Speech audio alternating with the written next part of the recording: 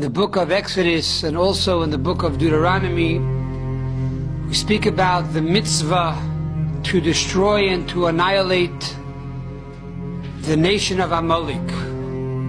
Says the Rambam in Mitzvah 188 and also 189 and also in Negative Commandment 59 that there's a mitzvah and a command to wipe out from among all the descendants of Esav, the descendants of Amalek, male and female, young and old.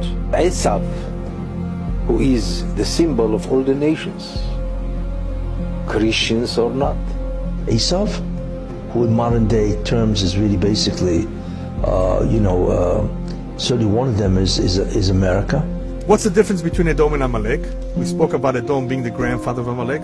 Amalek is Germany, so who's Edom? Edom includes most of Europe. It includes the United States of America. It's the Roman Empire that was never destroyed.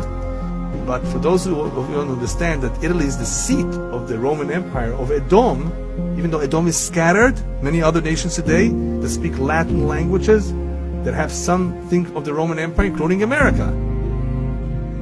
They are first. So Edom is everywhere, and the United States of America is also part of Edom. It all started, of course, with Esav. Esav became Edom, which is a nation. Edom became Rome. The Torah says Esav is Edom. The Gemara says, the Talmud says, that Edom is Rome, Zuroimi. Edom becomes America. Why? Because America is Edom, after all.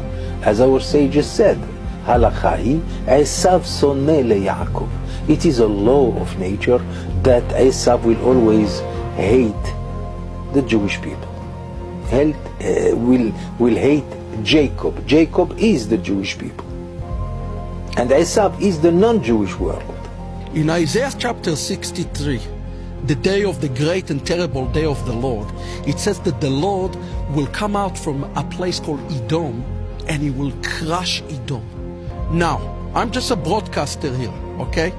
In Jewish understanding, Edom is really talking about the Christianity. Who is Amalek? Amalek is Reshit Goim. The Jews were so revered by the entire world when they came out of Egypt. But when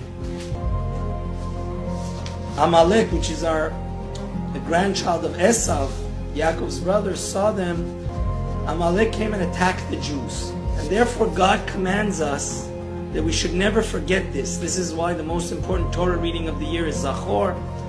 God commands Moses to tell Yehoshua that he must annihilate Amalek. And this battle between Amalek, good and evil, goes from generation to generation. So Amalek, we know Hitler and Haman and all of those other gang of people that wanted to annihilate the Jews are part of this terrible gang.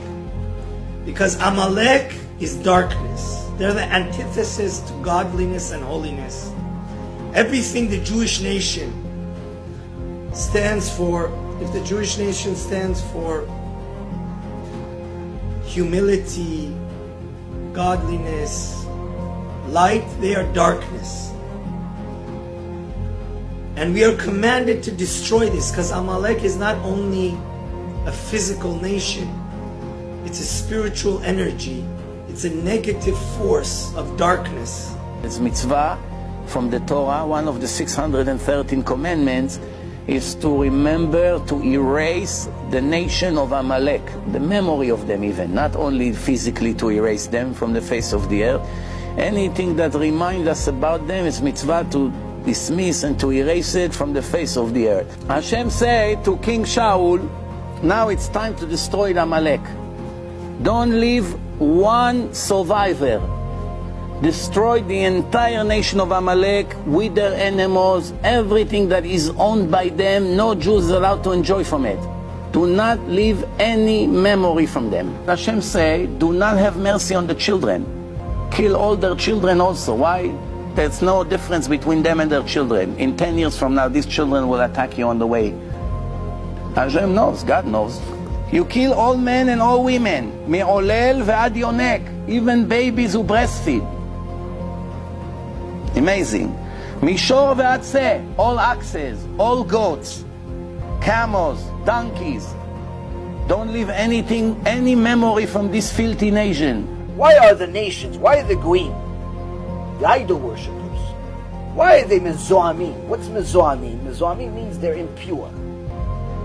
Their natural state is being impure. Goy's natural state is impurity. Erase the name of Amalek. Do not forget. We assume that anyway every enemy of Israel, every anti-Semite stems from the seed of Amalek. This is what Hashem said. Pakadeti et asher asa Amalek liYisrael. The nature of this nation Amalek, we don't know who Amalek is. We assume that it's the Germans, after we see what they did in the Holocaust, not only to the Jews, to the whole world. And it's not only the Germans, it's most of the European countries. That's where Amalek is. As a people blessed with a long memory, we as Jews summon sacred texts and ancient histories to guide us in times of uncertainty. Yes, the situation today is frightful, but no, it is not unprecedented. In America today, we have white supremacy. In the Torah, we had Amalek. Blotting out the memory of Amalek is a military command, literally to destroy Amalek. Now facing today's Amalek, we are reminded that the Torah calls us not just to escape, but to extirpate Amalek. We are commanded to do real and literal battle against it. That means coming off the bench in the fight against white supremacy. It means putting our reputations and our money, our physical bodies on the line. The descendants of the enemies of our people that were enemies to our people from day first are still hating us in the commandment of their ancestors, the children of Esav that hates Yaakov, the children of Amalek that hates Yaakov, the children of all the ones that had that black bitterness instead of a soul, that black, dark, horrible, depressed, negative and awful shadow as a poor replacement for a soul, still hating us, still jealous, still don't know what to do with our goodness. For all you anti-Semites out there, your day is gone. And if you decide to become an open group of anti-Semites, your days will be numbered. Someone from the Jewish special forces will take you out, just like they take out hundreds of Muslim criminals, hundreds of jihadists each year. They'll take you out as well. The Torah says that people who worship idols such as yourself, when there is a Sanhedrin, to kill us. Yes. Okay. That's what the Torah says. So we know how the Jewish people feel about Christians, yes? That you discriminate against Christians. Christians are idol worshippers. You discriminate against Christians. The Torah says that Christianity is idol worship. Let me ask you. You worship three gods. Let me ask. Well, what's the punishment if you transgress the Noahide laws? Death. Now, technically speaking, I see anyone in the church, and they're bowing down, they're a non-Jew, I can shoot them. Not a problem. Asking what's going to be with the Goyim when Mashiach comes. Will they be destroyed and annihilated? Someone asked, who cares? Okay. As a nation, they'll cease to exist, even as individuals. Every individual, no survivors. Not only as a nation, they'll cease to exist, even as individuals. As Goyim, they're gone. Their personality, as they exist bifnei atzmam, as they would exist independently of Klal Yisrael, they don't exist. They're done. In modern terminology,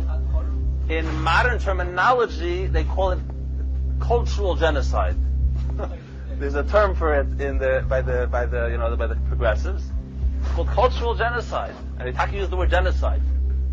So that's the opinion who says v'karka kol b'nei sheis that they'll be annihilated. They basically learn there's going to be cultural genocide. That you know what the goyim as they exist as goyim b'fnei atzmam, that's done with. Batul u'mavutul.